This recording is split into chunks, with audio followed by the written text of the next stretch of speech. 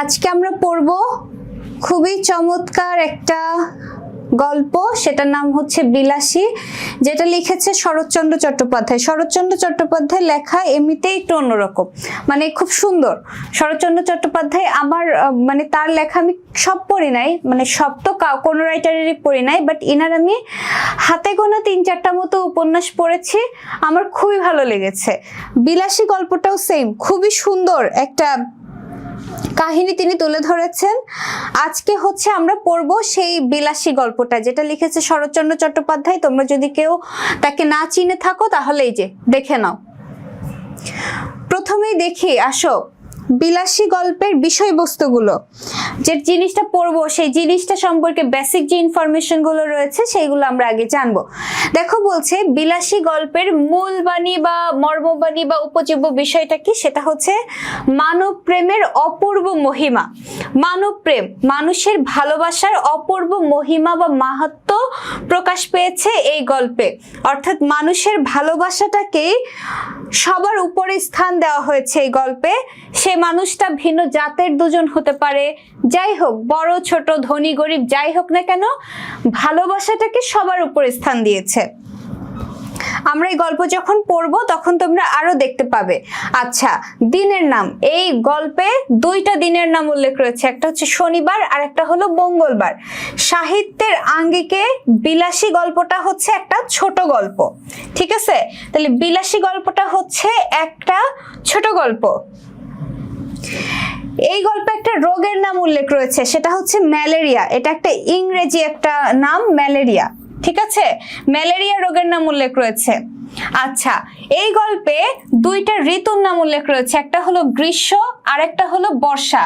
এই গল্পে দুইটা মাদক দ্রব্যের নাম উল্লেখ রয়েছে, একটা হচ্ছে গাঁজা আর একটা হলো গুলি। গুলি কেমন হয় আমি জানি না, ওই গাঁজার মতোই। পথের পাঁচালী পড়েছি। এই পথের পাঁচালী কি শরৎচন্দ্রের লেখা নাকি? পথের পাঁচালী তো বিভূতিভূষণের। শিফা, একদম সর্বনাশ করে ফেলছো। একজনের লেখা আর একজনের নামে চালাই দিও না, শেষে বেচারা মন খারাপ করবে তো। আচ্ছা, এরপরে দেখো এই গল্পের যে নায়ক এবং নায়িকা, এই গল্পের নায়কের নাম হলো মৃত্যুঞ্জয়। মৃত্যুঞ্জয় এই গল্পের নায়ক নায়িকা উভয়ই মারা যায় গল্পের শেষে। কিভাবে মারা যায় সেটা হচ্ছে আমরা দেখব যে কাহিনী কি ঘটে, বাট শেষটা তোমাদেরকে আগে জানাই দেওয়া হলো যে মৃত্যুঞ্জয় এই গল্পের নায়ক মারা যায় সাপের কামড়ে, আর এই গল্পের নায়িকা বিলাসী, এই মৃত্যু বিলাসী না, এটা হবে বিলাসী। বিলাসী মারা যায় হচ্ছে বিষ পানে আত্মহত্যা করে। অর্থাৎ মৃত্যুঞ্জয় মারা যায়, মৃত্যুঞ্জয়ের মৃত্যু শোক সে মেনে নিতে পারে না, মেনে না নিতে পেরে বিলাসী বিষ পান করে সে নিজেও আত্মহত্যা করে। আচ্ছা, এরপরে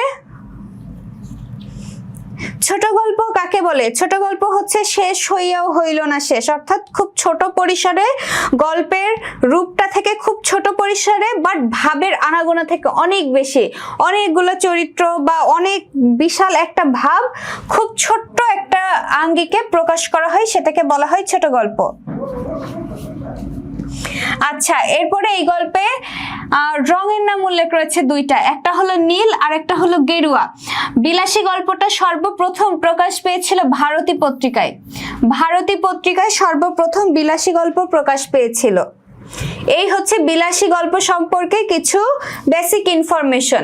এরপরে আমরা লেখক পরিচিতি সম্পর্কে জানবো। আসো দেখো, শরৎচন্দ্র চট্টোপাধ্যায় 1876 খ্রিস্টাব্দের 15ই সেপ্টেম্বর পশ্চিম বাংলার হুগলি জেলার দেবানন্দপুর গ্রামে জন্মগ্রহণ করেন। শরৎচন্দ্রের পিতার নাম হচ্ছে মতিলাল চট্টোপাধ্যায় আর জননী অর্থাৎ মায়ের নাম হচ্ছে ভুবন মোহিনী দেবী। কি সুন্দর একটা নাম, ভুবন মোহিনী দেবী। বাংলা সাহিত্যের সবচেয়ে জনপ্রিয় এই ঔপন্যাসিকের ছেলেবেলা কাটে দারিদ্র্যের মধ্যে। ম্যাক্সিমাম রাইটারের ছেলেবেলায় কিন্তু অনেক দারিদ্রতার মধ্য দিয়ে কেটেছে। আচ্ছা, 24 বছর বয়সে মনের ঝোঁকে সন্ন্যাসী হয়ে গৃহত্যাগ করেছিলেন। শরৎচন্দ্রের জীবন খুবই রহস্যে ঘেরা, অনেক ক্লাইম্যাক্স, উত্থান পতন এরকম কিন্তু তোমরা দেখো নাই যে কেউ কোনো রাইটার সন্ন্যাসগিরি গ্রহণ করেছিল পরে আবার সন্ন্যাস ত্যাগ করেছে, এরকম কিন্তু কেউ নাই। বাট শরৎচন্দ্র চট্টোপাধ্যায় তার লাইফটাকে নিয়ে এতটাই এক্সপেরিমেন্ট করেছে যে সে একসময় সন্ন্যাস হয়ে গিয়েছিল, সন্ন্যাসী হয়ে সে গৃহত্যাগ করেছিল। শরৎচন্দ্র সঙ্গীতজ্ঞ হিসেবে খ্যাতির সূত্রে ঘটনাচক্রে এক জমিদারের বন্ধু হয়েছিলেন, ঠিক আছে? মানে ঘটনাচক্রে সে কি করলো, সন্ন্যাসী হয়ে গেল, সন্ন্যাসী হয়ে গিয়ে আবার হলো কি করলো, এক জমিদারের বন্ধু হয়েছিল। জীবিকার তাগিদে দেশ ছেড়ে গিয়েছিলেন বর্মা মুল্লুকে, অর্থাৎ বর্তমান মিয়ানমারে। শরৎচন্দ্র তার জীবনে নানা অভিজ্ঞতা, বিচিত্র সব মানুষের চরিত্র ফুটিয়ে তুলেছেন তার বিভিন্ন উপন্যাসে। দেখো শরৎচন্দ্র চট্টোপাধ্যায় তার লাইফটাকে নিয়ে বিভিন্ন আঙ্গিকে এক্সপেরিমেন্ট করেছে বলেই তার লেখার ধরনও সেই রকম, মানে এত সুন্দরভাবে সে চরিত্র ফুটিয়ে তুলতো আর গল্পের মধ্যে এমন এমন সব চরিত্রের আবির্ভাব ঘটাতো, গল্পের কাহিনী এত নতুনত্ব থাকতো যে আসলে সেটা প্রশংসার দাবিদার রাখতো। সে কিন্তু তার লাইফটাকে ওইভাবে বিভিন্ন আঙ্গিকে দেখেছে বলে এটা সম্ভব হয়েছে। এরপরে দেখো বলছে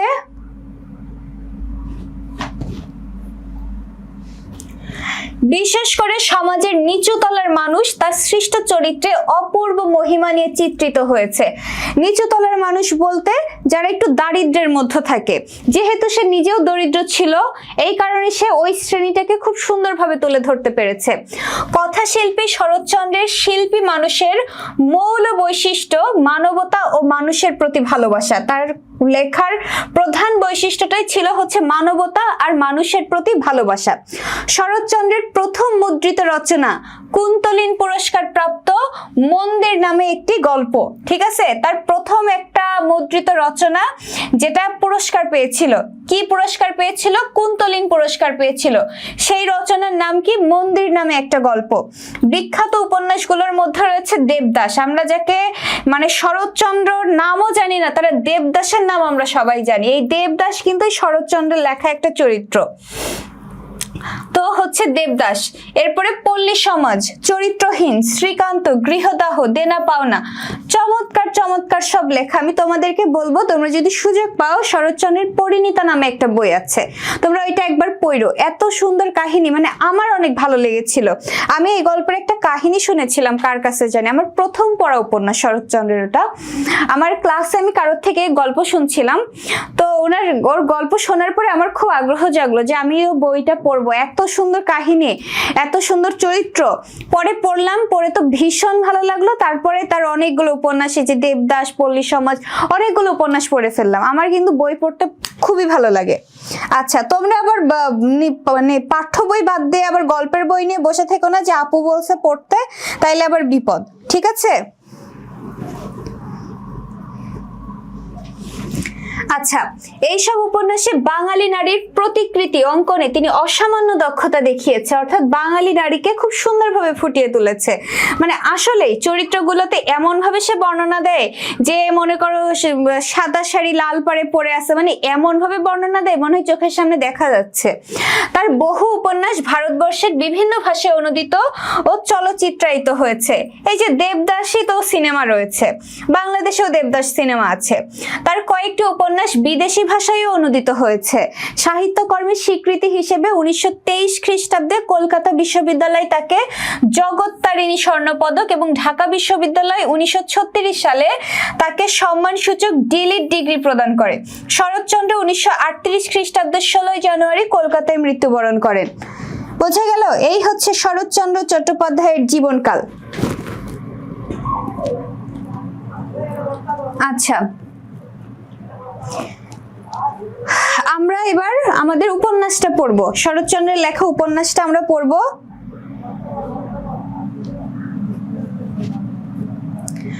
এই উপন্যাস পড়ার আগে উপন্যাস বলছি, ছোট গল্পটা আমরা এবার শুরু করব, বিলাসী গল্পটা আমরা শুরু করব। শুরু করার আগে আসো একটু ছোট করে তোমাদেরকে বলি, সেটা হচ্ছে মৃত্যুঞ্জয় গল্পের নায়ক আর গল্পের নায়িকাকে বিলাসী, নায়িকার নাম থেকে এসেছে হচ্ছে বিলাসী নামটা। তো এই মৃত্যুঞ্জয়ের কেউ ছিল না, তার খুব দূর সম্পর্কের একজন খুড়ো ছিল। খুড়ো হচ্ছে চাচা, দূর সম্পর্কে একটা চাচা ছিল। আর তার মানে খুব যে ভালো অবস্থা ছিল সেরকমও না, কিন্তু মোটামুটি ছিল। তার বিশাল বড় একটা আমের বাগান ছিল, গ্রামের এক প্রান্তে তার একটা ছোট্ট কুঁড়ে ঘর ছিল, মোটামুটি তার একটু জায়গা জমি ছিল। আর সে হচ্ছে মানুষকে খুব সাহায্য করত। কেউ যদি অভাবে পড়ে তার কাছে আসতো তাহলে সে তাদেরকে সাহায্য করত। আর এই সুযোগটা তাদের গ্রামের ম্যাক্সিমাম মানুষ নিত, যে তারা এমনিতে মৃত্যুঞ্জয়ের সাথে কথা টথা বলতো না। আর মৃত্যুঞ্জয় ছিল একটু বলি না ওয়ার টাইপের মানুষজন, বা হচ্ছে একটু মানে ইন্ট্রোভার্ট ওই রকম। মৃত্যুঞ্জয় যে খুব সেধে পড়ে কারোর সাথে মিশতো এরকমও না। তো যাদের টাকা পয়সার দরকার হতো তাদের ছেলে পুলে পাঠাই দিত, যে বল আমার বই নাই এই নাই, এইভাবে ধোকা দিয়েও অনেক টাকা পয়সা নিত মৃত্যুঞ্জয়ের কাছ থেকে। কিন্তু কেউ সামনাসামনি আবার স্বীকার করতো না, ঠিক আছে? কিন্তু মৃত্যুঞ্জয় তারপরও সবাইকে সাহায্য সহযোগিতা করত। আচ্ছা, এরপরে এই যে মৃত্যুঞ্জয়ের ছোটখাটো একটু জায়গা জমি ছিল, মৃত্যুঞ্জয়ের যে চাচা ছিল তার নজর ছিল মৃত্যুঞ্জয়ের ওই জায়গা জমির উপর, যে ওইটুকু সে নিজের নামে করে নিবে। এখন নিজের নামে কিভাবে করে নিবে? সে গ্রামে মৃত্যুঞ্জয়ের নামে মানে উল্টাপাল্টা কথা ছড়াতো, যে মৃত্যুঞ্জয় নেশা করে, মৃত্যুঞ্জয় খারাপ কাজ করে, যাতে করে কিনা গ্রামের মানুষ তাকে একটু একপেশে করে রাখে আর সে জায়গা জমি দখল করে নিতে পারে, ঠিক আছে? তো সে এই কাজ করে বেড়াতো। তো এক সময় কি হলো, মৃত্যুঞ্জয়ের একটা কঠিন ব্যামো হলো, অর্থাৎ তার খুব অসুখ করলো, এবং সে ঘটনার মানে ধারাবাহিকতায় একটা সাপুড়ের মেয়েকে সে ভালোবেসে বিয়ে করেছিল, আর যার নাম হচ্ছে বিলাসী। বিলাসী ছিল একটা সাপুড়ের মেয়ে। অন্যদিকে মৃত্যুঞ্জয় আবার উঁচু বংশের ছেলে ছিল, ঠিক আছে? কাজেই এই বংশের ছেলে হয়ে হিন্দুদের মধ্যে তো আবার বিভিন্ন জাত রয়েছে, তো তারা আবার ওইটাকে খুব ভালো মানে। তো সেই জাতের ছেলে হয়ে সব থেকে নিচু জাত হচ্ছে যাযাবর, অর্থাৎ বেদেদের তো কোনো স্থায়ী ঘরবাড়ি নাই, তারা এক জায়গা থেকে আরেক জায়গায় ভাসমান জীবন যাপন করে। তো সব থেকে নিচু জাত সেই বেদের মেয়েকে বিয়ে করছে, এইটা তো মানে শাস্তিরও অযোগ্য। আর যেখানে হচ্ছে অন্য পাপের কথা বলা হয়েছে, অন্য পাপ কি, যে হিন্দুরা যদি নিজের জাত বহির্ভূত অন্য কোনো জাতের বা ছোট জাতের হাতে পানীয় খায় বা অন্য ধর্মের মানুষের কাছে কোনো কিছু খায়, সেটাকে বলা হয় অন্য পাপ। যেমন হচ্ছে আমরা লালনের যে মুভিটা আছে, আমি জানি না তার বইয়ে কি লেখা আছে, তার জীবনে আসলে কি হয়েছিল। মুভিতে যেটা দেখানো হয়েছিল যে লালন শাহর একবার পক্স উঠেছিল, বসন্ত। এই কারণে লালন শাহকে সেই সময় তো হচ্ছে চিকিৎসা ছিল না উন্নত, তাকে ভেলায় ভাসিয়ে দেওয়া হয়, বুঝে গেল? ভেলায় ভাসিয়ে দেওয়া হয়, যদি সে কোনোভাবে বেঁচে যায় তাহলে যেন সে কোনোভাবে বেঁচে ওঠে আর কি, তাকে মোটামুটি, কারণ পক্স তো সবাই যেন ছোঁয়াছে। তো কোনোভাবে লালন শাহ তার পরিবার কিন্তু তাকে ভেলায় ভাসিয়ে দিয়েছিল, মৃত্যুর দিকে ছেড়ে দিয়েছিল। তো কোনো এক ভাসতে ভাসতে সে নদীর ঘাটে গিয়ে সে হচ্ছে তার ভেলাটা এসে থামে, আর একটা মুসলমানের মেয়ে, মুভির কথা বলছি, মুভিতে দেখেছি, মুসলমানের মেয়ে সে কি করেছিল, ওই যে সকালবেলা নদীর ঘাটে কোনো কাজ করতে এসে লালন শাহকে দেখে সে তার বাড়িতে নিয়ে গিয়েছিল, সেবা শুশ্রূষা করে তাকে সুস্থ করে তুলেছিল। লালন শাহ সুস্থ হয়ে যখন তার বাড়িতে গিয়েছিল, বাড়ির লোকজন তাকে দেখে খুশি হবে কি, তাকে সবাই ত্যায্য করেছিল, ঘর ছাড়া করেছিল। কেন? কারণ সে মুসলমানের মেয়ের হাতের খাবার খেয়েছিল, এটা হচ্ছে অন্য পাপ। তো ওই রকম মৃত্যুঞ্জয় উঁচু জাতের ছেলে হয়ে নিচু জাতের বিলাসী সাপুড়ের মেয়ের হাতের খাবার খেয়েছে, এটা হচ্ছে অন্য পাপ। এই কারণে সকলেই এই মৃত্যুঞ্জয়কে কি করেছিল, এক ঘরে করেছিল, বিলাসীকে মেরে ধরে তাড়িয়ে দিয়েছিল। অথচ মৃত্যুঞ্জয় কিন্তু একদম মৃত্যুশয্যায় ছিল, তার সেবা করার কেউ ছিল না, কোনো ডাক্তার কবিরাজ কেউ ছিল না, তাকে বাঁচিয়ে তুলেছিল ওই বিলাসী। বিলাসী না থাকলে সে মারা যেত, তো সে মরে যাক এটা কোনো ব্যাপার না, কিন্তু তার অপরাধ, সে কেন ওই নিচু জাতের মেয়ের হাতের খাবার খেলো, এটা অন্য পাপ কেন করলো, সে মরে যাইতো, এর থেকে মরণ ভালো ছিল, ঠিক আছে? তো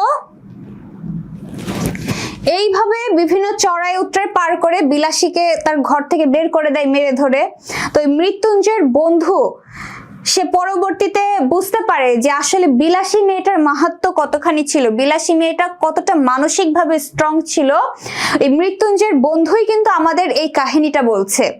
মৃত্যুঞ্জয়ের বন্ধু সেই সময় বিলাসীর পাশে দাঁড়াতে পারেনি, কারণ তার মনের মধ্যে ইচ্ছা থাকলেও গ্রামের সব মানুষ একদিকে, সে চাইলেই কিছু করতে পারে না। বাট সে কৌশলে বিলাসীকে ঘর থেকে বের করে দিয়েছিল, ঠিক আছে? যদি বের করে না দিত, বিলাসীকে সবাই ওখানেই মেরে ফেলতো। তো তার পরবর্তীতে ওই মৃত্যুঞ্জয়ের বন্ধুর আর মনে নাই, অনেকদিন সে মৃত্যুঞ্জয়ের কোনো খোঁজ খবর নাই। দীর্ঘদিন পরে সে চাকরি বাকরি করতো, গ্রামে ফিরছে। গ্রামে ফিরে এক সাপুরে বেদে পাড়ার মধ্য দিয়ে যেতে যেতে সে দেখে মৃত্যুঞ্জয় বসে আছে, একদম বেদেদের মতন বেশভূষা। সে তো বেশ অবাক হলো, আরে মৃত্যুঞ্জয় এরকম হয়ে গেছে। সে কাছে গেল, কাছে গিয়ে কথা বললো। সে তখন জানলো যে সে বিলাসীর জন্য তার ঘর বাড়ি সবকিছু ত্যাগ করে, সে ঘর বাড়ি সব ত্যাগ করে, সে জায়গা জমি সব ত্যাগ করে কি করছে, বিলাসীর বাড়ি এসে উঠছে। সাপুরেদের মতন, ওই বেদেদের মতন জীবনযাপন করছে। দেখো, তার জায়গা জমি, তার জাতপাত সবকিছু বিসর্জন দিল ওই মেয়েটার জন্য, ভালোবাসার জন্য। মেয়েটার জন্য না, ভালোবাসার জন্য। আর বিলাসীও কি করলো, সে তো জানে যে সবাই তাকে পেলে মেরে ফেলবে, তারপরও সে ভালোবাসার জন্যই মৃত্যুঞ্জয়কে কিন্তু সে ত্যাগ করতে পারে নাই। দুইজন একসাথে বিয়ে করে সুন্দর মতো সংসার করছিল। তো ওই যে মৃত্যুঞ্জয়ের বন্ধু অনেকদিন পর দেখে সে তো বেশ মুগ্ধ হলো। তার আবার হলো এই সাপ খেলার প্রতি একটা নেশা ছিল, সাপের প্রতি খুব আগ্রহ কাজ করতো। সে মৃত্যুঞ্জয়কে খুব করে ধরলো, যে আমাকেও এরকম সাপ ধরা শেখাতে হবে। মৃত্যুঞ্জয় রাজি হয় না, পরবর্তীতে ধরা চড়ার জন্য রাজি হলো। তো কোনো একদিন ওই রকম সাপের বায়না নিতে গিয়ে মৃত্যুঞ্জয় সাপ ধরতে গিয়ে মৃত্যুঞ্জয়কে সাপে কামড় দেয়, ঠিক আছে? কামড় দিলে মৃত্যুঞ্জয়ের মৃত্যু হয়। আর তার পরবর্তীতে বিলাসী মৃত্যুঞ্জয়ের এই মৃত্যু কোনোভাবেই মেনে নিতে পারে না, যে এই মৃত্যুঞ্জয়ের জন্য জীবনে কত কিছু সে পার করেছে, কত দুঃখ।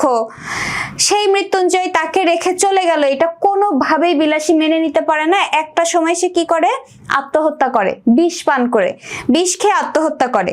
তো এই হচ্ছে মৃত্যুঞ্জয় বিলাসী। সমাজের সকলের চোখে খারাপ হয়ে, মারধর লাথি ঝাঁটা খেয়ে, ঘর থেকে বিতাড়িত হয়ে, তারপরও তারা শেষটা একসাথে থাকতে চেয়েছিল। যখন মৃত্যুঞ্জয় বিদায় নিল পৃথিবী থেকে, বিলাসীও পৃথিবী থেকে বিদায় নিল। আর এই সব গল্পটাকে খুব কাছ থেকে দেখেছিল মৃত্যুঞ্জয়ের বন্ধু। সেই বন্ধুর জবানিতেই লেখা হচ্ছে আমাদের এই বিলাসী গল্প। তো আসো আমরা এইবার এই বিলাসী গল্পটা পড়ি। আচ্ছা দেখো, বলছে, পাকা 2 ক্রোশ পথ হাঁটিয়া স্কুলে বিদ্যা অর্জন করিতে যায়। ঠিক আছে, পাকা 2 ক্রোশ মানে হচ্ছে অনেকটা পথ হেঁটে বিদ্যা অর্জন, মানে স্কুলে যায়। ওই বাবা মায়েদের কাছে গল্প শুনবা যে দাদা নানিদের কাছে, তারা অনেক দূর হেঁটে হেঁটে স্কুলে যায়, তো ঠিক সেই রকম। আমি একা নই, 10-12 জন, যাহাদের বাটি পল্লীগ্রামে, বাটি মানে বাড়ি, ঠিক আছে? যে সকলের বাড়ি যারা ওই দূরে হেঁটে যেত, সবার বাড়ি হচ্ছে পল্লীগ্রামে। তাহাদেরই ছেলেদের শতকরা 80 জনকে এমনই করিয়া বিদ্যা লাভ করিতে হয়। ইহাতে লাভের অঙ্কে শেষ পর্যন্ত একেবারে শূন্য না পড়িলেও যাহা পড়ে তাহার হিসাব করিবার পক্ষে এই কয়টা কথা চিন্তা করিয়া দেখিলেই যথেষ্ট হইবে যে, যে ছেলেদের সকাল 8টার মধ্যে বাহির হইয়া যাতায়াতে 4 ক্রোশ পথ ভাঙিতে হয়, 4 ক্রোশ মানে 8 মাইল নয়, ঢের বেশি, অর্থাৎ 8 মাইলের থেকেও বেশি পথ পাড়ি দিয়ে স্কুলে যেতে হয়। বর্ষার দিনে মাথার উপর মেঘের জল ও পায়ের নিচে 1 হাঁটু কাদা, এবং গ্রীষ্মের দিনে জলের বদলে কড়া সূর্য এবং কাদার বদলে ধুলার সাগর সাঁতার দিয়ে স্কুল ঘর করিতে হয়। সেই দুর্ভাগা বালকদের মা সরস্বতী খুশি হইয়া বর দিবেন কি, অর্থাৎ বর মানে কি, আশীর্বাদ।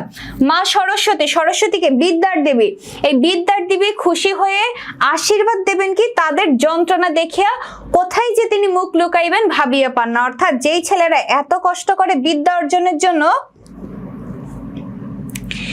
যেই ছেলেরা এত কষ্ট করেন বিদ্যা অর্জনের জন্য, সেই ছেলেদের প্রতি তাইলে কি হবে, বিদ্যার দেবী অবশ্যই খুশি হবে। খুশি হওয়ার কথা, কিন্তু তা হয় না। না হয়ে কি করে, উল্টো তাদেরকে তাদের যন্ত্রণায়, মানে কোথায় যে সরস্বতী মুখ লুকাবে এই জায়গা খুঁজে পায় না। কেন সরস্বতীর এই কথা বলা হয়েছে আসো আমরা দেখবো এরপরে। তারপর তারপরে এই কৃতবিদ্যা মানে কি? অর্জনকৃত বিদ্যা। তারা যে বিদ্যা অর্জন করে, এই বিদ্যা অর্জন করে শিশুর দল বড় হইয়া একদিন গ্রামেই বসুন আর ক্ষুধার জ্বালায় অন্যত্রই যান। তাদের 4 ক্রোশ হাঁটা বিদ্যার তেজ আত্মপ্রকাশ করিবেই করিবে। ঠিক আছে, মানে কি? তারা জ্ঞান অর্জন করছে, হয় না গ্রাম থেকে পড়াশোনা করে শহরে চলে যায়। কেন যায়? তাদের যে অর্জন করছে যে বিদ্যা, সেটাকে এবার কাজে লাগাবে, ভালো চাকরি বা কি, এই কারণে তারা কিন্তু গ্রাম ছাড়ে, সেটার কথা বলছে। কেহ কেহ বলেন শুনিয়াছি, আচ্ছা যাদের ক্ষুধার জ্বালা তাদের কথা না হয় ধরিলাম, কিন্তু যাদের সে জ্বালা নাই তেমন সব ভদ্রলোকই বা কি সুখে গ্রাম ছাড়িয়া পলায়ন করেন? প্রশ্ন করছে যে যারা ক্ষুধার জ্বালা, যে গ্রামে তাদের জায়গা জমি নাই, অনেক কষ্টে লেখাপড়া অর্জন করছে, তারা শহরে চলে যায়, মানলাম। বাট যাদের গ্রামে ভালো বাড়ি ঘরদর আছে, তারাও শহরে চলে যায়। কেন যায় তারা? এই কথা বলছে। তারা বাস করিতে থাকিলে তো পল্লীর এত দুর্দশা হয় না। পল্লী মানে গ্রাম। ম্যালেরিয়ার কথাটা না হয় নাই বা পারিলাম, সে যাক, কিন্তু ওই 4 ক্রোশ হাঁটার জ্বালাই কত ভদ্রলোকে যে ছেলেপুলে লইয়া গ্রাম ছেড়ে শহরে পালান, তাহার আর সংখ্যা নাই। তারপরে একদিন ছেলেপুলের পড়াও শেষ হয় বটে, তখন কিন্তু শহরের সুখ সুবিধা রুচি লইয়া তার আর গ্রামে ফিরিয়ে আসা চলে না। অর্থাৎ বোঝাচ্ছে এই যে এত কষ্ট করে তারা গ্রামে বসবাস করে, গ্রামে বসবাস করে কি করে? বিদ্যা অর্জন করে, তারপরে তারা শহরে চলে যায়। তো বলছে তারা যদি শহরে চলে না যেত, তারা তাদের বিদ্যাটাকে গ্রামে কাজে লাগাতো, যে কি রাস্তা তৈরি করা, মানে তারা কাজকর্ম করে গ্রামে যদি ফিরে আসে টাকা পয়সা অর্জন করে, তাহলে গ্রামের উন্নয়নে কাজ কর, তারা কিন্তু সেটা করে না। তারা কি করে? তাদের একটু শৌখিন বিলাসবহুল জীবনযাপনের জন্য শহরেই থাকে। এতে করে গ্রামের যে দুর্দশা, সেই অবস্থার কিন্তু কোনো পরিবর্তন হয় না। গ্রামের এই যে খারাপ অবস্থা, সেই খারাপ অবস্থাই থেকে যায়।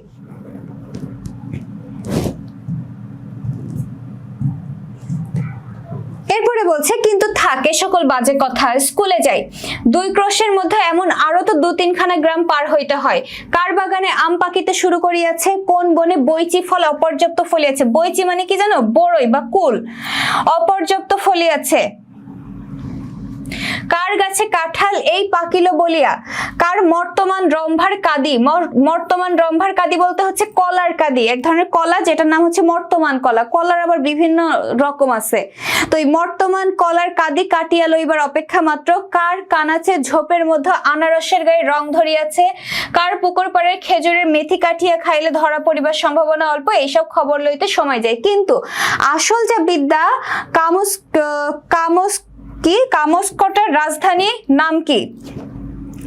কামস্কটের রাজধানীর নাম কি এবং সাইবেরিয়ার খনির মধ্যে রূপা মেলে না সোনা মেলে, এই সকল দরকারি তথ্য অবগত হইবার ফুরসতি মেলে না। আচ্ছা, এইখানে কি বোঝানো হয়েছে? দেখো, বলছে যে ছেলেরা যেহেতু অনেকটা দূর পাড়ি দিয়ে সকলে একসাথে স্কুলে যেত, তারা যাওয়ার পথে দুষ্টামি করতো। কেমন? যে কার বাগানে আম পেকেছে, কার গাছে কুল ধরেছে, বড়ই ধরেছে, কোথায় আনারস আছে, এইগুলো কেটে নিয়ে আসা, মানে এই ধরনের দুষ্টুমি করতো। কিন্তু এই যে এত কষ্ট করে পথ পাড়ি দিয়ে স্কুলে যাওয়ার উদ্দেশ্য কি? জ্ঞান অর্জন। তো কোন দেশের রাজধানী কি, কোন দেশের রাজা কি, এই মূল যে উদ্দেশ্যে তারা স্কুলে যায়, এই উদ্দেশ্যটাই পূরণ হয় না। অর্থাৎ জ্ঞানটাকে তারা পুরোপুরি অর্জন করতে পারে না, খালি রাস্তাঘাটে দুষ্টামি করে। এই কারণে বলেছিল যে মা সরস্বতী আশীর্বাদ দিবেন কি মুখ লুকাবারই জায়গা পায় না। আচ্ছা, এরপরে বলছে জনৈক পল্লী বালকের ডায়েরি হইতে নকল, অর্থাৎ একটা পল্লী বালকের ডায়েরি থেকে নকল করা হয়েছে এই গল্প। তার আসল নামটা কাহারও জানিবার প্রয়োজন নাই, নিষেধ আছে। ডাক নামটা না হয় ধরুন নেড়া। বোঝা গেল? তাহলে কার ডায়েরি থেকে এই লেখা নেওয়া হয়েছে? এই গল্পটা কার ডায়েরি থেকে নেওয়া হয়েছে? নেড়া। ওই যে মৃত্যুঞ্জয়ের বন্ধু, ঠিক আছে, নেড়া। মৃত্যুঞ্জয়ের বন্ধু বললাম না, মৃত্যুঞ্জয়ের বন্ধু এইসব গল্প বলেছিল। সে কি করেছিল? মৃত্যুঞ্জয়ের এই সব তার জীবনের কাহিনী সে একটা ডায়েরিতে লিখেছিল। আর এই ডায়েরি আমাদের পড়ে শোনাচ্ছে হচ্ছে লেখক। লেখক আমাদের বলছে ঠিক আছে, কিন্তু নেড়া মূলত হচ্ছে ওই কাহিনীটা তার কাছ থেকে নেওয়া হয়েছে, নেড়ার কাছ থেকে। তাহলে মৃত্যুঞ্জয়ের স্কুলের বন্ধুর নাম কি? নেড়া। কাজেই এক্সামিনের সময় এডেন কি জিজ্ঞাসা করিলে বলি পার্সিয়ার বন্ধন আর হুমায়ুনের বাপের নাম জানিতে চাইলে লিখিয়া দিয়ে আসি তোগলক্ষা। অর্থাৎ এই যে ভুলভাল এক্সামের সময় যখন হচ্ছে পরীক্ষার সময় হয় তখন যা জিজ্ঞাসা করে উল্টাপাল্টা অ্যান্সার দেয়। কারণ কি, তারা তো ওই যে পড়ালেখাটাই ঠিকঠাক মতো করে না। এবং আজ 40-এর কোঠা পার হয়েও দেখি ও সকল বিষয়ের ধারণা প্রায় একরকমই আছে। অর্থাৎ 40 বছর পার হয়ে গেছে, তারপরে এই জিনিসগুলো এখনো তাদের জানা হয়ে ওঠে নাই। তারপরে প্রমোশনের দিন মুখ ভার করিয়া বাড়ি ফিরিয়া আসিয়া কখনো বা দল বাঁধিয়া মতলব করি মাস্টারকে ঠ্যাঙানো উচিত, অর্থাৎ মারা উচিত। কখনো বা ঠিক করি অমন বিশ্রী স্কুল ছাড়িয়ে দেওয়াই কর্তব্য। অর্থাৎ তুমি যে লেখাপড়া করো নাই, সেইটা বলে না।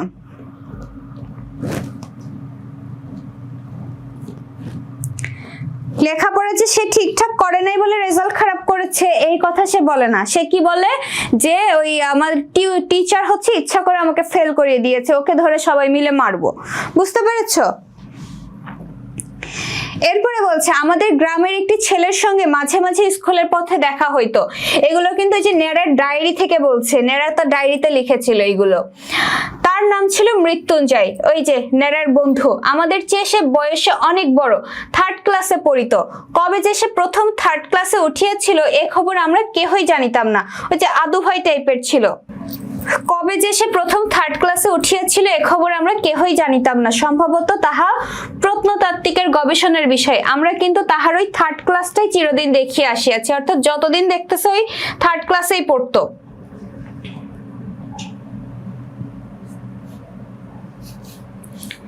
তাহার 4th ক্লাসে পড়ার ইতিহাসও কখনো শুনি নাই, 2nd ক্লাসে ওঠার খবরও কখনো পাই নাই।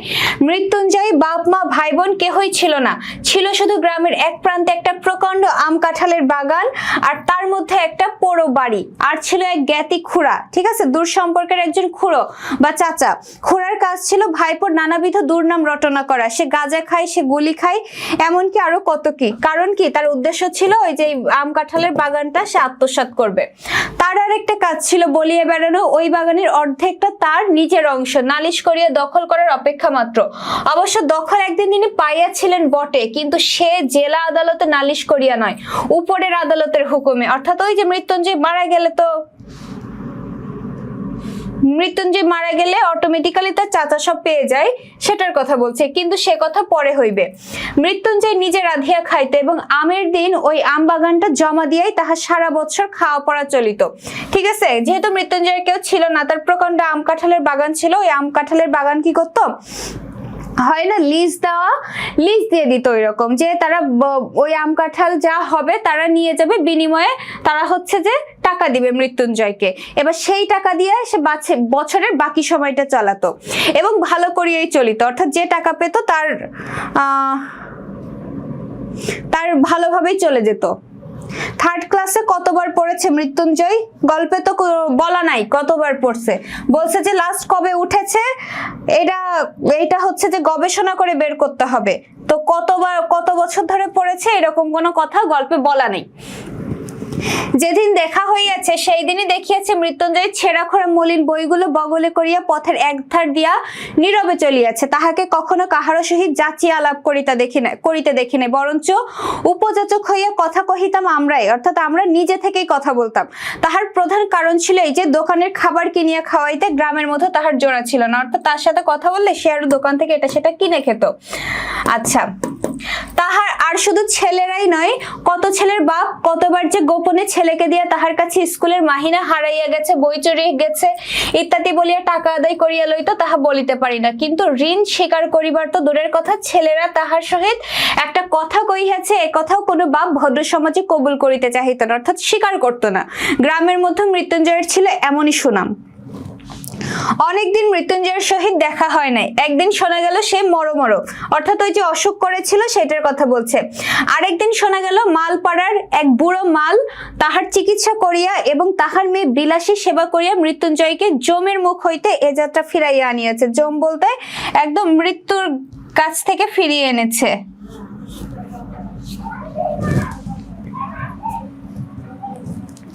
অনেকদিন তাহার অনেক মিষ্টান্নের সদ্ব্যয় করিয়াছি, মনটা কেমন করিতে লাগিল। অর্থাৎ বলছে অনেকদিন তাহার অনেক মিষ্টান্নের সদ্ব্যয় করিয়াছে। ওই যে মৃত্যুঞ্জয় তাকে অনেক কিছু কিনে খাওয়াতো, তো বলছে অনেকদিন তো তার কাছ থেকে অনেক কিছু খেয়েছে, এই কারণে সে অসুস্থ শুনে একটু মনটা খারাপ লাগলো। একদিন সন্ধ্যার অন্ধকারে লুকাইয়া তাহাকে দেখিতে গেলাম। তাহার পোড়ো বাড়িতে, পোড়ো বাড়ি মানে কি একদম প্রাচীন পুরনো বাড়িতে প্রাচীরের বালাই নাই। প্রাচীর মানে কি যে পাঁচিল দেওয়া, ঘেরার কোনো বালাই নাই। স্বচ্ছন্দে ভিতরে ঢুকিয়ে দেখি ঘরের দরজা খোলা, বেশ উজ্জ্বল একটা প্রদীপ জ্বলিতেছে। আর ঠিক সম্মুখেই মানে হচ্ছে আর ঠিক সামনে তক্তপোষের উপর পরিষ্কার ধবধবে বিছানায় মৃত্যুঞ্জয় শুয়ে আছে। তক্তপোষ মানে হচ্ছে যে খাটের কথা বলছে, চৌকি। তাহার কঙ্কালসার দেহের প্রতি চাহিলেই বোঝা যায় বাস্তবিক যমরাজ চেষ্টা ত্রুটি কিছু করে নাই। অর্থাৎ সে বলছে যে যমরাজ তাকে মেরে ফেলানোর অনেক চেষ্টা করছে, মানে তার শরীর এতটাই খারাপ। তবে যে শেষ পর্যন্ত সুবিধা করিয়া উঠিতে পারে নাই সে কেবল এই মেয়েটির জোরে। সে শিওরে বসিয়া, শিওর মানে কি মাথার কাছে বসে পাখার বাতাস করিতেছিল। আকস্মাৎ মানুষ দেখিয়া, আকস্মাৎ মানে কি হঠাৎ, হঠাৎ মানুষ দেখে চমকে উঠে দাঁড়ালো। এই সেই বুড়া সাপুরের মেয়ে বিলাসী, অর্থাৎ ওই যে সেবা করছিল ওটাই সেই বিলাসী। তাহার বয়স 18 কি 28 ঠাহর করিতে পারিলাম না, অর্থাৎ ঠিক বোঝা যাচ্ছিল না তার বয়স কত, কিন্তু মুখের প্রতি চাহিবা মাত্রই টের পাইলাম বয়স যাই হোক, খাটিয়ে খাটিয়ে আর রাত জাগিয়া জাগিয়া ইহার শরীরে আর কিছু নাই। ঠিক যেন ফুলদানিতে জল দিয়ে ভিজাইয়া রাখা বাসি ফুলের মতো। হাত দিয়ে একটু স্পর্শ করিলে এতটুকু নড়াচড়া করিতে গেলেই ঝরিয়া পড়িবে। হয় না যে ফুল পানির মতো ফুল রাখলে একদম শুকাই গেছে, একটু টাচ লাগলে পাপড়িগুলো ঝরে পড়ে, ওই রকম হয়েছে বিলাসীর অবস্থা। যে পরিশ্রম করে করে দেহের এমন অবস্থা করছে যে মনে হচ্ছিল যেন একটু ছুঁইলেই সে পড়ে যাবে। মৃত্যুঞ্জয় আমাকে চিনিতে পারে, বলিল কে ন্যাড়া? বলিলাম হু। মৃত্যুঞ্জয় কহিল বসো। মেয়েটা ঘাড় হেট করিয়া দাঁড়াইয়া রহিল। ঘাড় হেট মানে মাথা নিচু করে দাঁড়িয়েছিল। মৃত্যুঞ্জয় 2-4টা কথায় যাহা কহিল তাহার মর্ম এই যে প্রায় 1.5 মাস হইতে চলিল সে শয্যাগত, অর্থাৎ 1.5 মাস ধরে সে অসুস্থ। মধ্য 10-15 দিন সে অজ্ঞান অচৈতন্য অবস্থায় পড়িয়াছিল। এই কয়েকদিন হইল সে লোক চিনিতে পারিতেছে এবং যদিচ কখনো সে বিছানা ছাড়িয়া উঠিতে পারে না। যদিচ মানে কি যদিও এখনো সে বিছানা ছেড়ে উঠতে পারে না, কিন্তু আর ভয় নেই। ভয় নাই থাকুক, কিন্তু ছেলে মানুষ হইলেও এটা বুঝিলাম আজও যাহার শয্যা ত্যাগ করিয়া উঠিবার ক্ষমতা হয় নাই, সেই রোগীকে এই বনের মধ্যে একাকী যে মেয়েটি বাঁচাইয়া তুলিবার ভার লইয়াছিল সে কত বড় গুরুভার। দিনের পর দিন, রাত্রির পর রাত্রি তাহার কত সেবা, কত শুশ্রূষা, কত ধৈর্য, কত রাত জাগা, সে কত বড় সাহসের কাজ, তাই না? রোগী সেবা করা কিন্তু অনেক বড় কাজ, কিন্তু যে বস্তুটি অসাধ্য সাধন করিয়া তুলিয়াছিল তাহার পরিচয় যদিও সেদিন পায় নাই, কিন্তু আরেকদিন পাইয়াছিলাম। অর্থাৎ বিলাসী মৃত্যুঞ্জয়ের কি হয় সেই পরিচয়টা সেদিন নেওয়া হয়নি। আচ্ছা, ফিরিবার সময় মেয়েটি আরেকটি প্রদীপ লইয়া আমার আগে আগে ভাঙা প্রাচীরের শেষ পর্যন্ত আসিল। যখন ওই যে মৃত্যুঞ্জয়ের সাথে আলাপ আলোচনা শেষ করে যখন সে বাসায় ফিরছিল ন্যাড়া, তখন হলো ওই বিলাসী কি করলো, বাতি নিয়ে ন্যাড়াকে এগিয়ে দিতে আসলো। এতক্ষণ পর্যন্ত সে একটি কথাও কহে নাই। এইবার আস্তে আস্তে বলিল, রাস্তা পর্যন্ত তোমায় রেখে আসবো কি? বড় বড় আম গাছের সমস্ত বাগানটা যেন একটা জমাট অন্ধকারের মতো বোধ হইতেছিল। পথ দেখা তো দূরের কথা, নিজের হাতটা পর্যন্ত দেখা যায় না। বলিলাম পৌঁছে দিতে হবে না, শুধু আলোটা দাও। মানে ওই যে বনের এক প্রান্তে বিলাসীর বাড়ি, তো মৃত্যুঞ্জয়ের বাড়ি, তো বনটা ছিল একদম অন্ধকার। তো ওই অন্ধকারের মধ্যে এতটাই ঘুটঘুটে অন্ধকার যে নিজের হাত পাও দেখা যাচ্ছে না, এইরকম অবস্থা। তাই সে বললো যে তোমার পৌঁছে দিতে হবে না, তুমি বাতিটা দাও। সে প্রদীপটা আমার হাতে দিতে তাহার উৎকণ্ঠিত মুখের চেহারা আমার চোখে পড়িল। আস্তে আস্তে সে বলিল, একলা যেতে ভয় করবে না তো? একটু এগিয়ে দিয়ে আসবো। মেয়ে মানুষ জিজ্ঞাসা করে ভয় করবে না তো, সুতরাং মনে যাই থাক প্রত্যুত্তরে শুধু একটা না বলিয়েই অগ্রসর হয়ে গেলাম। অর্থাৎ তার ভয় থাকলেও একটা মেয়ে বলতেছে তোমার ভয় করবে না তো, আমি এগিয়ে দিয়ে আসি। তো সে মানে ভয় করলেও মেয়ে বলতেছে একটা আগাই দিয়ে আসবে। এখন সে যদি বলে যে হ্যাঁ আমার ভয় করবে, আগাই দিয়ে আসো, তাহলে কেমন না? তাই সে বললো যে না, ভয় করবে না। সে পুনরায় কহিল, বন জঙ্গলের পথ একটু দেখে দেখে পা ফেলে যেও। সর্বাঙ্গে কাটা দিয়া উঠিল, কিন্তু এতক্ষণে বুঝিবার উদ্বেগটা তাহার কিসের জন্য এবং কেন সে আলো দেখাইয়া এই বনের পথটা পার করিয়ে দিতে চাহিতেছিল হয়তো সে নিষেধ শুনিত না, সঙ্গেই যাইতো, কিন্তু পীড়িত মৃত্যুঞ্জয়কে একাকী ফেলিয়া যাইতে বোধ করি তাহার শেষ পর্যন্ত মন সরিল না। অর্থাৎ সে হয়তো শুনতো না, কিন্তু হচ্ছে ওই যে যেহেতু মৃত্যুঞ্জয় অসুস্থ ছিল, অসুস্থ মানুষকে একা ফেলে যাবে, এই কারণেই সে ওদিন থেকে গিয়েছিল। 20-25 বিঘার বাগান, দেখো মৃত্যুঞ্জয়ের বাগানটা কতটুকু ছিল, 20-25 বিঘার। সুতরাং পথটা কম নাই। এই দারুণ অন্ধকারের মধ্যে প্রত্যেক পদক্ষেপে বোধ করি ভয় ভয় করিতে হইতো। কিন্তু পরক্ষণে মেয়েটির কথাতে সমস্ত মন এমনই আচ্ছন্ন হইয়া রহিল যে ভয় পাইবার আর সময় পাইলাম না। কেবল মনে হইতে লাগিল একটা মৃতকল্প রোগী লইয়া থাকা কত কঠিন।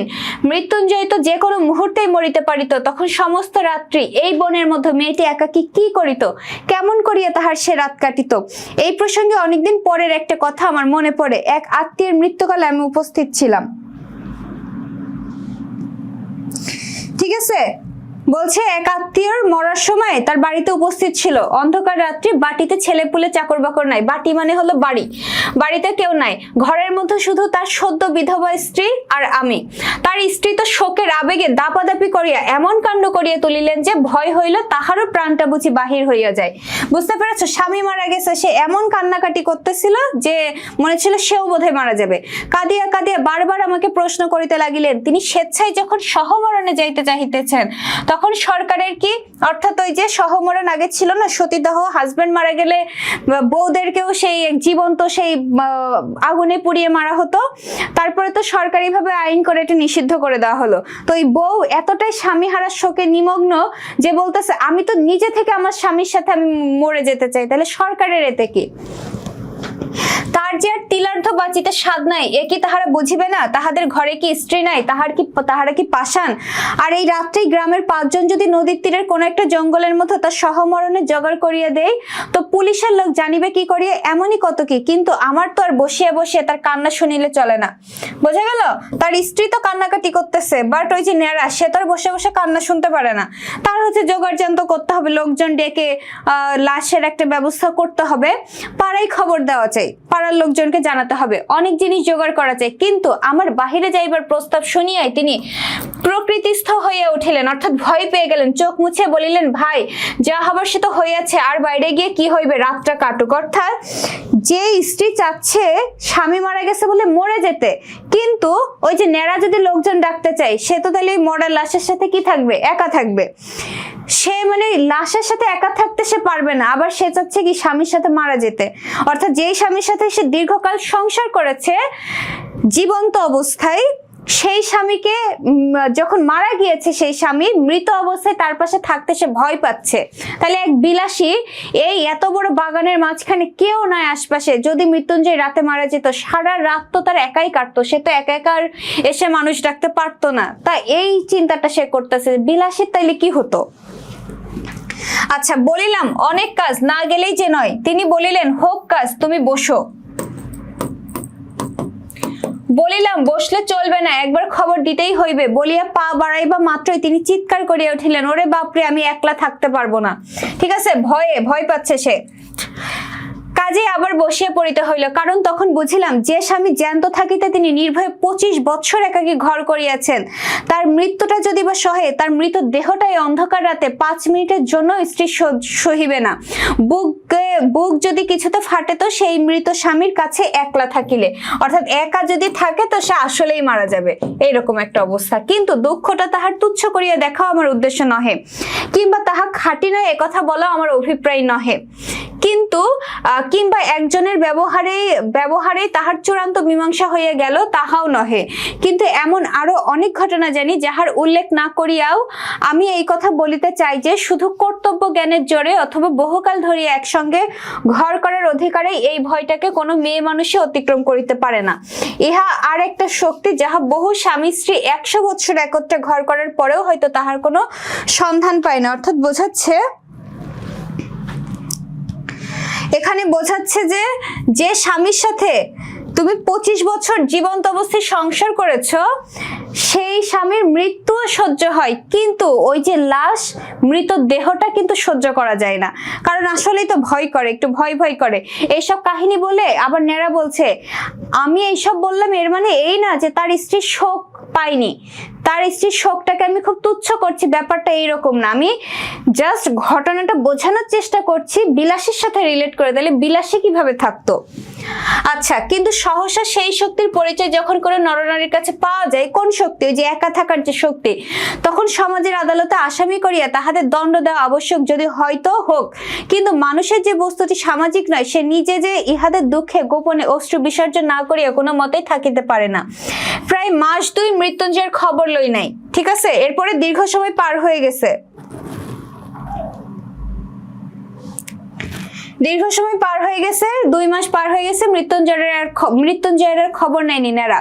যাহারা পল্লীগ্রাম দেখেন নাই কিংবা ওই রেলগাড়ির জানালায় মুখ বাড়াইয়া দেখিয়েছেন, তাহারা হয়তো সবিষয়ে বলিয়া উঠিবেন, এ কেমন কথা, একে কখনো সম্ভব হইতে পারে যে অত বড় অসুখটা চোখে দেখিয়া আসিয়াও মাস 2 আর তার খবর নাই। তাহাদের অবগতির জন্য বলা আবশ্যক যে এ শুধু সম্ভব নয়, এ হইয়া থাকে, অর্থাৎ জীবিকার তাগিদে যে যার কাজে হয়ে যায়, এটা বাস্তব। একজনের বিপদে পারাসুত ঝাঁক বাঁধিয়া উপর হইয়া পড়ে, এই যে একটা জনশ্রুতি আছে, জানি না তাহা সত্য যুগে পল্লীগ্রামে ছিল কিনা, কিন্তু এ কালে তো কোথাও দেখিয়াছি বলিয়া মনে করিতে পারি না। অর্থাৎ এগুলো বইয়েই শোনা যায় যে একজন বিপদে পড়ছে, গ্রামে পারাশুদ্ধ লোক এসে তাকে সাহায্য করছে, বলছে যে এগুলো বইয়েই দেখা যায়, বাট আজকাল এগুলো দেখা যায় না, এগুলো খালি মানুষের মুখেই শোনা যায়। তবে তাহার মরার খবর যখন পাওয়া যায় নাই, তখন সে যে বাঁচিয়ে আছে ঠিক। এমনই সময় হঠাৎ একদিন কানে গেল মৃত্যুঞ্জয় সেই বাগানের অংশীদার খুড়া তোলপাড় করিয়ে বেড়াইতেছে যে গেল গ্রামটা এবার রসাতলে গেল। নালতের মৃত্যুর বলিয়া সমাজে আর তার মুখ বাহির করিবার জোর রহিল না। অকাল কুষ্মাণ্ডটা একটা সাপুরের মেয়ে নিকা করিয়া, নিকা মানে বিয়ে করিয়া ঘরে আনিয়াছে, আর শুধু নিকা নয়, তাও না হয় চুলাই যাক, তাহার হাতে ভাত পর্যন্ত খাইছে। অর্থাৎ মৃত্যুঞ্জয়ের দোষটা কোথায়, সে বিয়ে করছে, এটাও দোষ না, কিন্তু সে বিলাসীর হাতে খাবার খেয়েছে, অন্ন পাপ হলো মহাপাপ। আচ্ছা, গ্রামে যদি ইহার শাসন না থাকে তো বনে গিয়ে বাস করিলেই তো হয়। করলা হরিপুরের সমাজ একথা শুনিল যে ইত্যাদি ইত্যাদি। অর্থাৎ ওই যে খুড়োর তো এমনিতেই মনের একটা বাসনা ছিল মৃত্যুঞ্জয়কে কোনোভাবে একটা ছোট করে তার বাগানটাকে হাতিয়ে না, আরো এরকম একটা সুযোগ পাইছে। সে গ্রামে বলে বেড়াতে লাগলো যে আমার আর মুখ থাকলো না, আমার ভাইপো হয়ে সে এই কাজ করছে, ও সব শেষ করে দিল। আচ্ছা, তখন ছেলে বুড়ো সকলের মুখের ওই এক কথা, এ হইল কি, কলি কি সত্যই উল্টাইতে বসিল, বলতেছে আসলে কি শেষ যুগ চলে আসলো, এ কি করে সম্ভব। খুড়া বলিয়া বেড়াইতে লাগলেন, এ যে ঘটিবে তিনি অনেক আগেই জানিতেন, তিনি শুধু তামাশা দেখিতেছিলেন। কোথাকার জল কোথায় গিয়া পড়ে, নইলে পর নয়, প্রতিবেশী নয়, আপন ভাইপো, তিনি কি বাড়ি লইয়া যাইতে পারিতেন না, তাহার কি ডাক্তার বৈদ্য দেখাইবার ক্ষমতা ছিল না, তবে কেন যে করেন নাই, এখন দেখুক সবাই, কিন্তু আর তো চুপ করিয়া থাকা যায় না, এ যে মৃত্যুর বংশের নাম ডুবিয়া যায়, গ্রামের যে মুখ পড়ে। দেখো, খুড়ো ভাইপোর জন্য তার এত যখন দরদ, সে তো চাইলেই তাকে বাড়ি নিয়ে যেতে পারতো না, কিন্তু সে তো বাড়ি নিয়ে গেল না, বাড়ি নিয়ে যায়নি। সে চাইলেই বাড়ি নিয়ে যেতে পারতো, কিন্তু বাড়ি নিয়ে যায়নি। সে বাড়ি না নিয়ে গিয়ে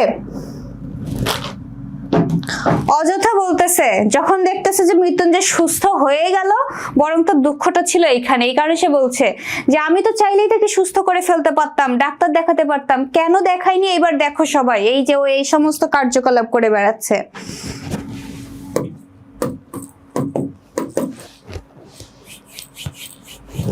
আচ্ছা, তখন আমরা গ্রামের লোক মিলিয়ে যে কাজটা করিলাম তাহা মনে করিলে আমি আজও লজ্জায় মরিয়া যাই।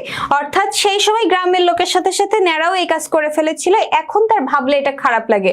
খুড়া চলিলেন নালতের মৃত্যুর বংশের অভিভাবক হইয়া, ঠিক আছে। অর্থাৎ ওই মৃত্যুর বংশের অভিভাবক হয়ে খুড়া সবার আগে যাচ্ছিল, আর আমরা 10-12 জন সঙ্গে চলিলাম গ্রামের বদন দগ্ধ না হয় এই জন্য, অর্থাৎ গ্রামের মুখ যাতে না পড়ে এই জন্য।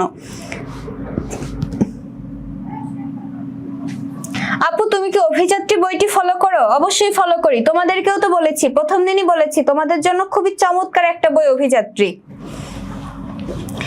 মৃত্যুঞ্জয়ের পোড়ো বাড়িতে গিয়ে যখন উপস্থিত হইলাম তখন সবেমাত্র সন্ধ্যা হইয়াছে। এমসিকিউ আসবে, ঠিক আছে। সবেমাত্র সন্ধ্যা হয়েছে। মেয়েটি ভাঙা বারান্দায় একধারে রুটি গড়িতেছিলেন। আকস্মাৎ লাঠিসোঁটা হাতে এতগুলি লোককে উঠানের উপর দেখিয়া ভয়ে নীলবর্ণ হয়ে গেলেন। আকস্মাৎ মানে হঠাৎ। আচ্ছা শুনো, অভিযাত্রী কিনতে বলছি বললে তোমরা আবার এই তোমাদের এসএসসির জন্য অভিযাত্রীর এমসিকিউ কিন্তু এনাফ না, বুঝছো। অভিযাত্রী তোমাদের অ্যাডমিশনের জন্য খুবই ভালো, অ্যাডমিশনের জন্য অভিযাত্রী খুবই ভালো, বাট এসএসসির জন্য তোমাদের পাঠ্য বই রিলেটেড যে সমস্ত গাইডগুলো রয়েছে না, এগুলো তো অনেক অনেক এমসিকিউ থাকে, তোমরা এইগুলোও কিনবা, পাশাপাশি একটা অভিযাত্রী বই কিনবা।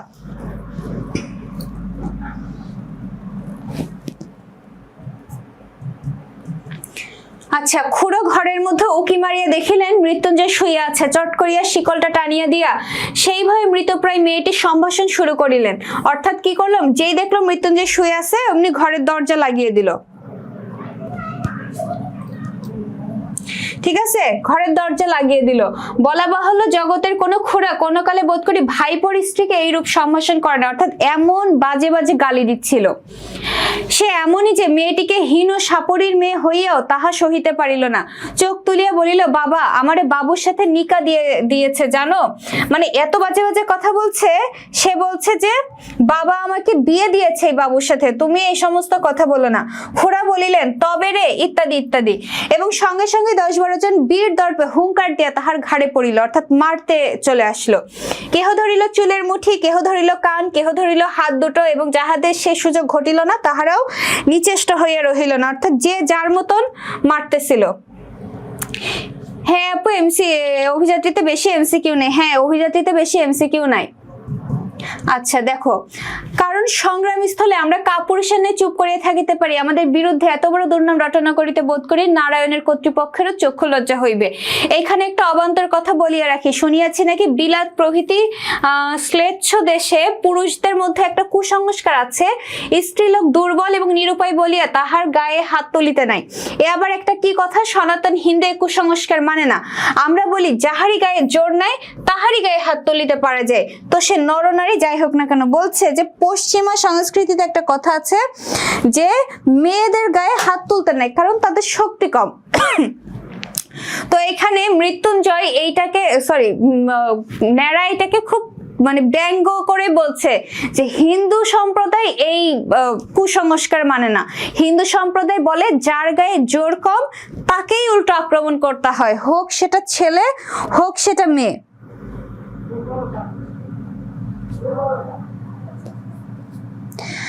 আচ্ছা শুনো, আমি আজকে এর থেকে বেশি আর যাব না, যতটুকু পড়িয়েছি এতটুকু বুঝতে আশা করি তোমাদের কারো কোনো অসুবিধা নাই। ঠিক আছে, আমরা হচ্ছে বিলাসী গল্পটা শেষ করব 3টা ক্লাসে। 3টা ক্লাসে আমরা বিলাসী গল্পটা শেষ করব। নেক্সট দিনই হয়তোবা আমরা বিলাসী গল্প শেষ করে পরবর্তী দিন পাঠ পরিচিতি একটু বাদ থাকলে থাকতে পারে, যদি থাকে ওইটুকু শেষ করে কোশ্চেন সলভিং এ চলে যাব। আমাদের ভয় পাওয়ার কোনো কারণ নাই যে আপু আজকে একটু অল্পতে শেষ করিয়ে দিল। আমার নিজেরও একটু প্রবলেম আছে আজকে, এই জন্য হচ্ছে আমি একটু ক্লাসটা তাড়াতাড়ি শেষ করছি। ঠিক আছে, আমি নিজেও একটু অসুস্থ, এই জন্য আমি আজকে তোমাদের ক্লাসটা একটু তাড়াতাড়ি শেষ করছি। তোমরা হচ্ছে বিলাসী গল্পটা ম্যাক্সিমামই পড়ে নিয়েছো, তোমাদের ইয়াতে ছিল টেস্ট পরীক্ষা নাকি, তোমাদের এখন কি পরীক্ষা চলতেছে, অর্ধবার্ষিকী বা এই টাইপের কিছু তোমাদের মনে হয় ছিল। হ্যাঁ, ইয়ার চেঞ্জিং। আচ্ছা, ইয়ার চেঞ্জিং পরীক্ষা চলছে। তো তোমরা ওই সময় যারা বুঝতে পেরেছো ভেরি গুড, যারা বুঝো নাই বা যারা একটু কম কম বুঝেছো তোমাদের টেনশন করার কোনো কারণ নাই, আমরা খুব ভালোভাবে গল্পটা শেষ করব, তোমাদের টেনশন করার কোনো কারণ নাই। ঠিক আছে, তাহলে এই পর্যন্তই। তোমরা সবাই ভালো থাকো, সুস্থ থাকো, তোমাদের সাথে আমার দেখা হবে শুক্রবারে। সেই পর্যন্তই, আল্লাহ হাফেজ সবাইকে, আসসালামু আলাইকুম।